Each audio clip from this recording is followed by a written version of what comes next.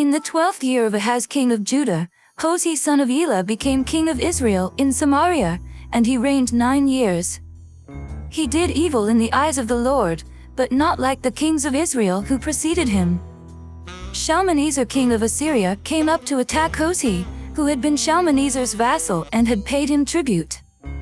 But the king of Assyria discovered that Hoshea was a traitor, for he had sent envoys to So king of Egypt, and he no longer paid tribute to the king of Assyria, as he had done year by year. Therefore Shalmaneser seized him and put him in prison.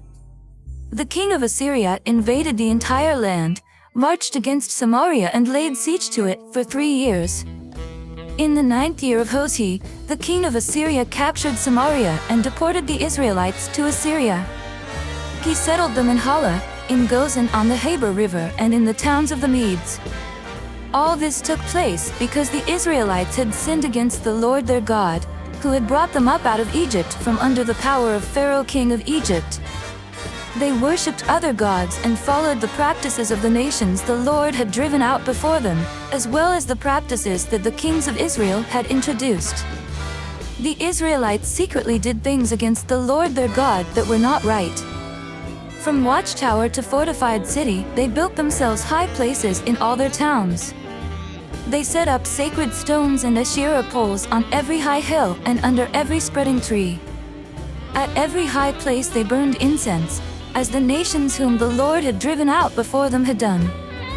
They did wicked things that aroused the Lord's anger. They worshipped idols, though the Lord had said, "You shall not do this." The Lord warned Israel and Judah through all his prophets and seers, "Turn from your evil ways. Observe my commands and decrees, in accordance with the entire law that I commanded your ancestors to obey and that I delivered to you through my servants the prophets." But they would not listen and were as stiff-necked as their ancestors, who did not trust in the Lord their God. They rejected his decrees and the covenant he had made with their ancestors and the statutes he had warned them to keep. They followed worthless idols and themselves became worthless. They imitated the nations around them, although the Lord had ordered them, "Do not do as they do." They forsook all the commands of the Lord their God and made for themselves 2 idols cast in the shape of calves and an Asherah pole.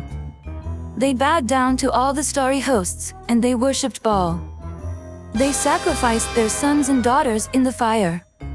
They practiced divination and sought omens and sold themselves to do evil in the eyes of the Lord, arousing his anger. So the Lord was very angry with Israel and removed them from his presence. Only the tribe of Judah was left, and even Judah did not keep the commands of the Lord their God. They followed the practices Israel had introduced. Therefore the Lord rejected all the people of Israel. He afflicted them and gave them into the hands of plunderers, until he thrust them from his presence. When he tore Israel away from the house of David, they made Jeroboam son of Nebat their king. Jeroboam enticed Israel away from following the Lord and caused them to commit a great sin. The Israelites persisted in all the sins of Jeroboam and did not turn away from them until the Lord removed them from his presence, as he had warned through all his servants the prophets. So the people of Israel were taken from their homeland into exile in Assyria, and they are still there.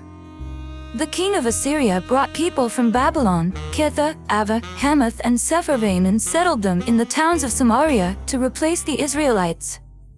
They took over Samaria and lived in its towns.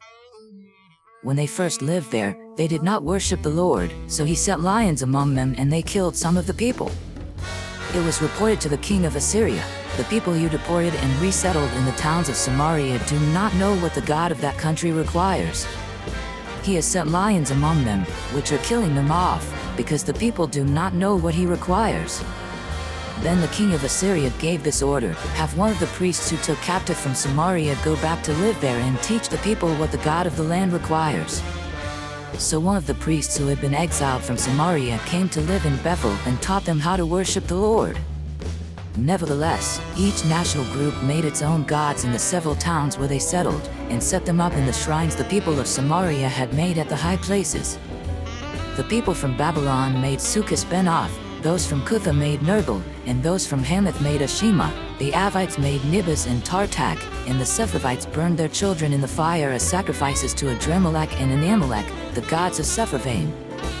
They worshipped the Lord, but they also appointed all sorts of their own people to officiate for them as priests in the shrines at the high places.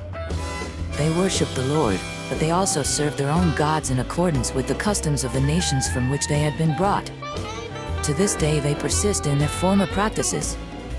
They neither worship the Lord nor adhere to the decrees and regulations, the laws and commands that the Lord gave the descendants of Jacob, whom he named Israel. When the Lord made a covenant with the Israelites, he commanded them, "Do not worship any other gods or bow down to them, serve them or sacrifice to them. But the Lord, who brought you up out of Egypt with mighty power and outstretched arm, is the one you must worship. To him you shall bow down and to him offer sacrifices." You must always be careful to keep the decrees and regulations, the laws and commands he wrote for you. Do not worship other gods. Do not forget the covenant I have made with you, and do not worship other gods.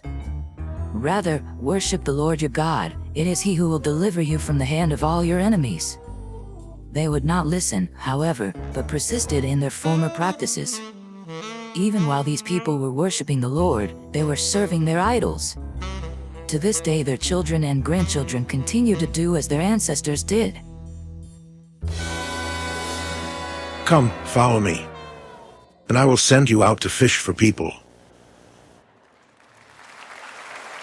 I hope and I pray that the Spirit of God, the Almighty, is with you, and that His Son and His Holy Spirit bless you and your family throughout eternity.